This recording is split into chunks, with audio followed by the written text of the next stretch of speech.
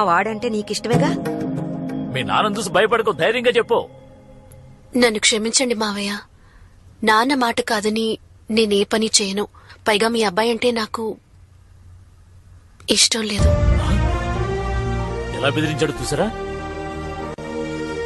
విన్నారా? లేవండ్రా, లేవండి. సంబంధం మాట్లాడడానికి వచ్చారట. పోడే. ఏంటన్నయ్య ముందుగా మాట్లాడుకోవద్దు. ఏయ్, ఆ పళ్ళాన్ని తీసుకెళ్ళమను.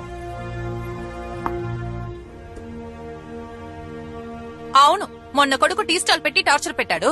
ఈ రోజు తండ్రి పెళ్లి మాటలకి వచ్చేశారు. వీళ్ళకి ఇంతకంటే పనేం లేదా? ఏయ్, నువ్వు మాట్లాడుకో, లోపలికి వెళ్ళు. అయినా మన అమ్మాయిని ఇవ్వమేమని చెప్తున్నాం కదా, మరి ఎందుకు అనవసరంగా ఇంటి వరకు రావడం? కాస్తైనా సిగ్గులేదా? ఏంటి? మా మధ్య 100 విషయాలుంటాయి.